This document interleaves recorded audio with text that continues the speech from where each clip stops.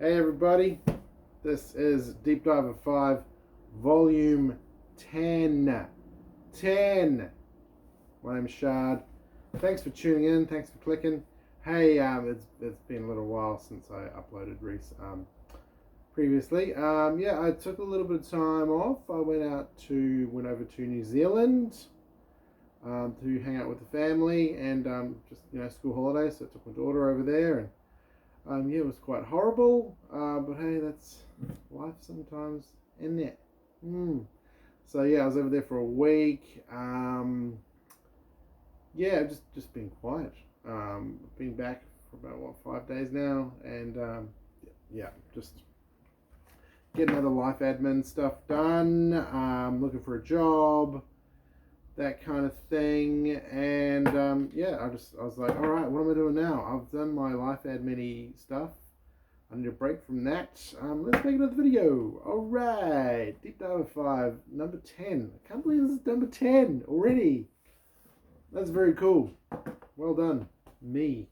Ow! Oh, my shoulder. Done from patting myself on the back. Anyway, I've got 5 CDs that I have dragged out. Actually, I've got 6 CDs today. I've got a little bonus extra one. Just anyway, there's a bit of a story behind that one. So let's go through the CDs today. First off, the first cab off the rank, as they say, is the Sebadoh from 1999. Self-titled, Sebadoh, the Sebadoh. Well, it's not really self-titled, is it? Sebadoh, and it's called the Sebadoh. It was the first and only major label release from Sebadoh. If you don't know who Sebadoh are, I'm going to see how many times I can say Sebadoh in this little section. Sebadoh. Sebadoh are the brainchild of one Lou Barlow. Lou Barlow is, of course, the bassist of seminal alt-rock pioneers Dinosaur Jr. He was in Dinosaur Jr. for a little while, and then he was just like, you know what, Jay Mascis is, he's a bit of a powerhouse. I can't compete. So he went and started his own band called Sebadoh. And Sebadoh, this is like their 7th album, 1999, and it was their 7th album. I think they've really quietened it down since then. I think they've only released maybe 2 since then.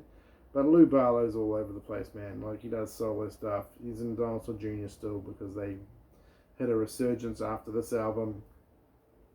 This album, I got, where did I get this? I'm pretty sure I got this at a shop in Hamilton when I was at university there a good 25 years ago.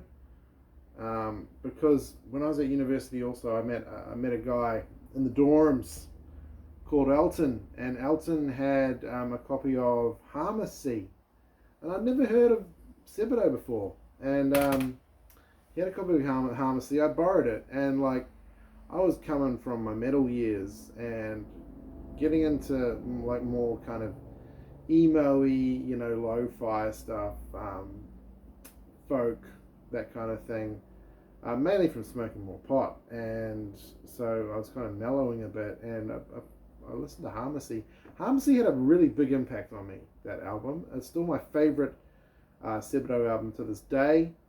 I do like Bubble and Scrape, of course. That's like people who know Sebadoh are like, oh, Bubble and Scrape, it's their best album ever. I'm just like, yeah, it's a great album. It's a fine album. But for me, Harmacy is the way to go. Even Bake Sale. Like, I haven't put as much time into other Sebadoh stuff as much as I had for Harmacy. So Harmacy is like my top tier Sebadoh album. I'm not poo-pooing on any other ones though, because they've got some great stuff. Even their really early, really lo-fi stuff has got some bangers, and like it sounds worse than recording it on a mobile phone circa 2001, but some great songs on the early stuff. I haven't listened to this in probably at least 15 years. I think I've got to chuck this on because I don't know any of the songs. So I don't know. This is truly from the time capsule that is my box of CDs. Sebadoh, 1999. Sub Pop and Flying Nun released. Weird. Yeah, I was surprised it was on Flying Nun. I was like, are they a New Zealand label? What are those guys doing? And apparently they released the Sebadoh. Alright, next up, kind of adjacent to the Sebadoh.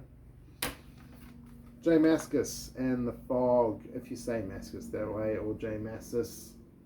Mascis. Free, So Free from 2002. I got this album. So back in the day, early 2000s, there was a whole heap of like parallel importing stuff going on in the Western world. And you'd get stuff like entertainment, like CDs, tapes, records, books, DVDs for cheap, depending on where you went. And they would have this kind of like biannual sale out at one of the massive halls at Sydney Olympic Park in Homebush. And they'd advertise it on TV, there'd be billboards, and you'd go out, it would be on like a Friday night, Saturday, Sunday, and you'd go there to like this massive, like a concert hall, huge, and there would be tables, and there would be books, and on the tables, the tables weren't for sale, but there'd be tables O books, tables O CDs, table O tapes, table O records, table O DVDs, and you'd spend a half a day there going through these stacks and stacks and stacks of stuff. And I got this one there. I think this was like $10, and I was I think I liked the song "Everybody Lets Me Down." I was familiar with that. I got this in 2003. It would have been 2003. And this came out in 2002, so it was a relatively recent release. I went and got this for $10. And depending on the time that you went to these sales, like if you went early, everything was in order and was nice and clean. But if you went there on a Sunday night, Lord help you. Lord help you. Allah help you.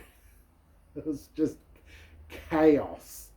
Chaos incarnate. Just stuff everywhere. Because I don't know if they even employ people to just look after the place. They just like stacked everything and then just like opened the doors and people just flooded through. So you'd spend a long time there. I think I went there for this one, I think I went there on might have been a Saturday night. I'm pretty sure it was a Sunday afternoon, evening, and after a few bong hits and just went out there and got a little stack of CDs. I can't remember what else I got, but I love this album. This is a great album. This is J Mascis all over it. J Mascis and the Fog. There's no backing band. It's just him. Like he's the Fog as well.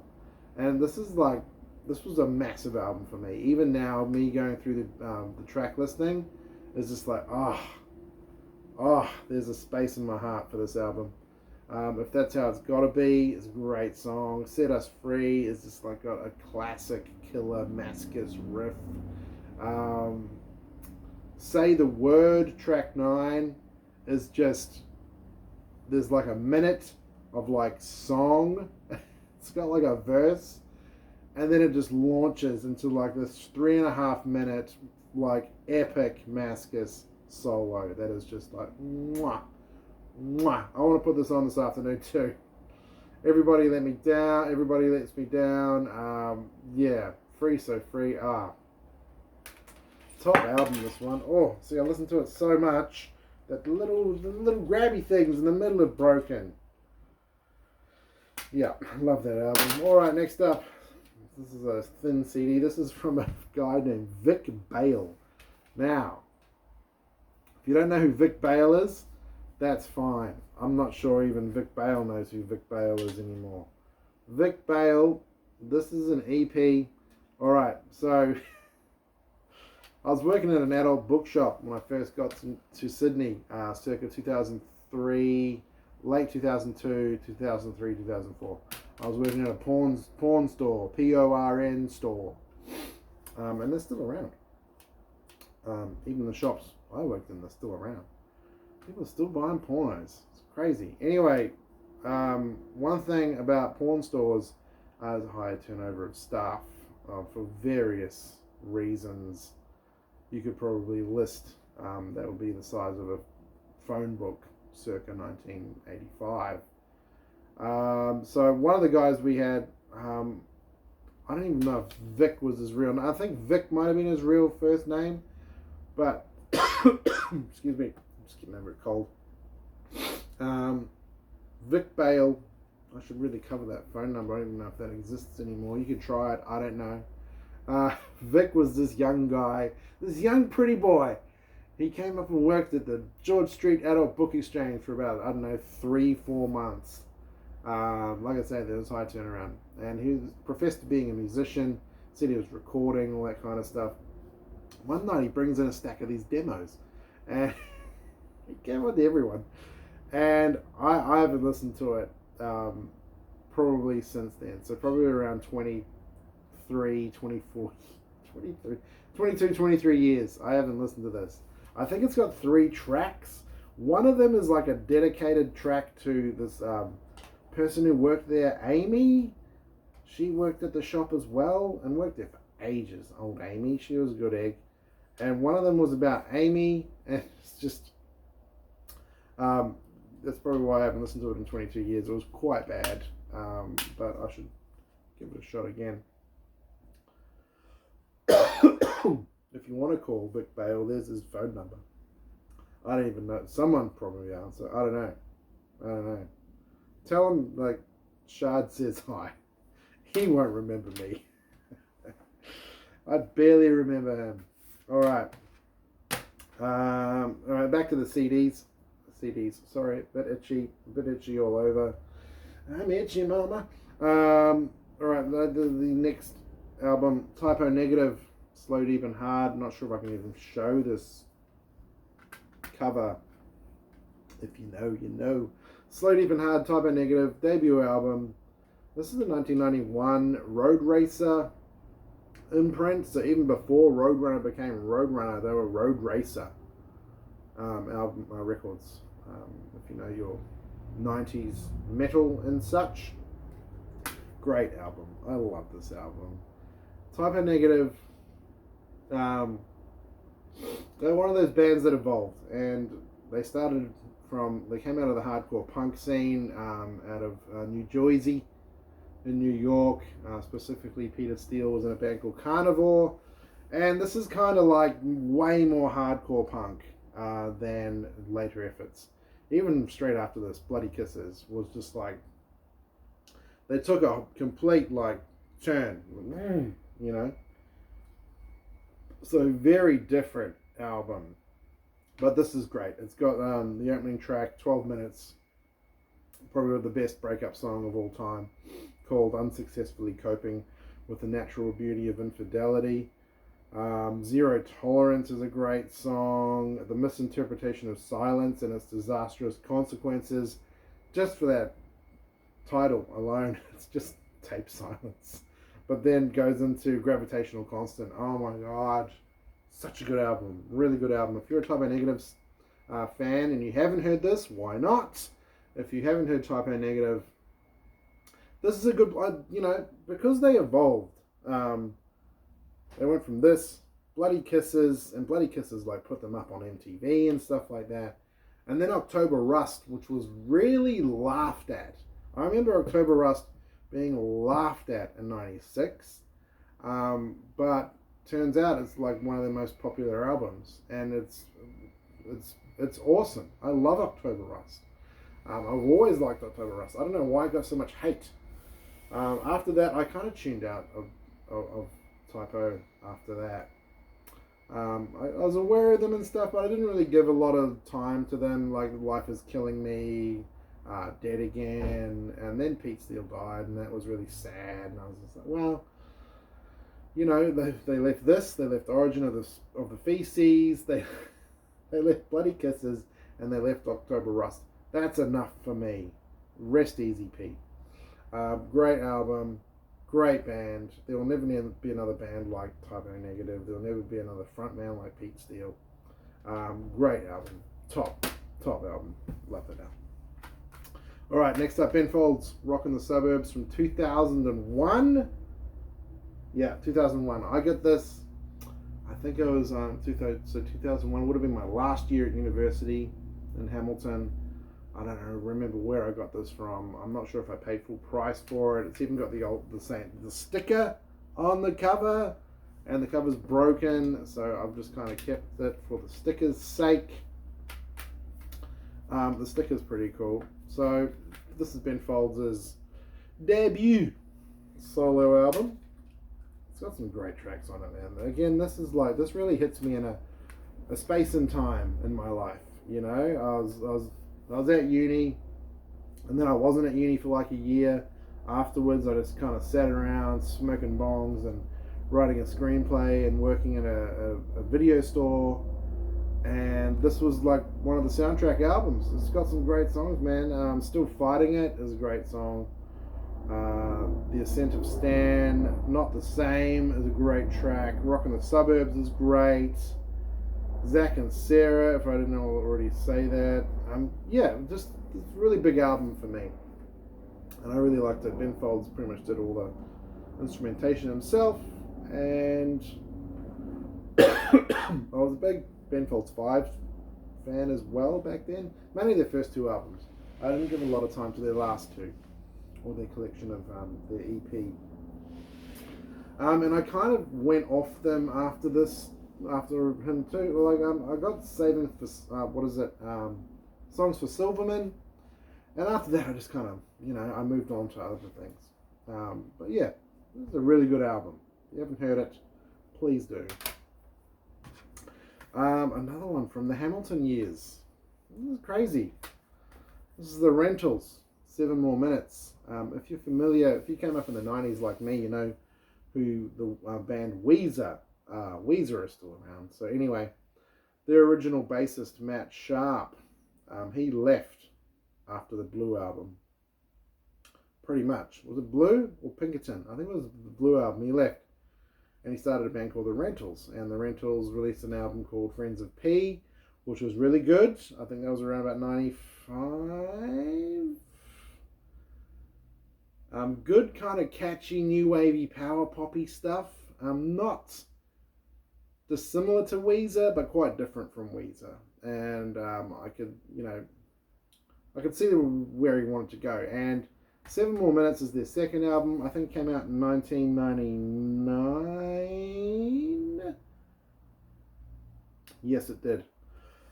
Excuse me. A bit dry. It's a bit dry over here in Sydney. The onset of winter, autumn, it's very dry. Very dry. 7 More Minutes, 1999. This is like... So, Matt Sharp wrote and recorded most of this in Barcelona, in Spain. And it sounds like it. It's a very moment in time kind of album. It sounds like someone... Like an American... The album sounds like an American tourist hanging around in a foreign city. Like Barcelona. And I think it's beautiful because of that. It has this vibe of travel.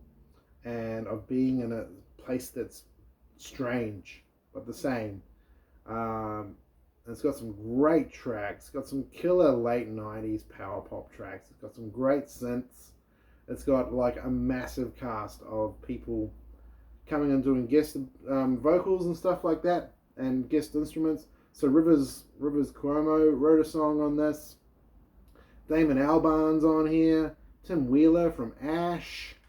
Donna Matthews from Elastica. Maya Rudolph's on here. If you know Maya Rudolph is an actress, she started out kind of like singing with the Rentals. She was all over Friends of P as well. And she's all over this one. Petra Hayden. I love the Hayden sisters, man. I couldn't get enough of them. And I still can't. They're amazing singers, amazing players. And Petra's all over this. It's got some great tracks. Like I say, it's a very moment in time kind of album. And it kind of, it struck me, my friend Elton showed me this, not this copy, but he had a copy of it, and I listened to it and I was just like, oh, this is quite different from what I usually listen to, which is like metal and stuff like that. And I hats off to my friend Elton. He really kind of you know, showed me some music I'd not been aware of, really. Or kind of like, poo-poo, you know. Where's the Fear Factory, sir? You know, no, it just, yeah, he kind of showed me stuff that was a little bit kind of left of what I was listening to at the time. So, hats off to that, sir. I don't know where he is now. He could be dead. He's probably alive, but he's not on social media, so he's probably way more alive than me. See you in the rentals. 7 more minutes. Great album. Just outstanding tracks. She Says It's Alright, which is great kind of acoustic-y, lamenting on like potential of lost love and stuff like that. The Cruise is great. Barcelona. Overly is good. Big Daddy C is just like this big sing-along song. Keep Sleeping. The Man with Two Brains. It's got a lot of good tracks on this. So yeah, that's what is this called? Deep Dive of 5, which was actually 6. Yeah, shout out to Vic Bale, wherever you may be, sir. Volume 10 of Deep Dive of 5. I'll be back sometime, hopefully in a week or so, but maybe sooner. Because there's that much to do. I'm just like applying for courses and looking for jobs, and you know, searching through couches for spare change. There you go. All right. Bye, everybody. I've really got a cough because it's so dry. I'm still getting over a cold. Bye.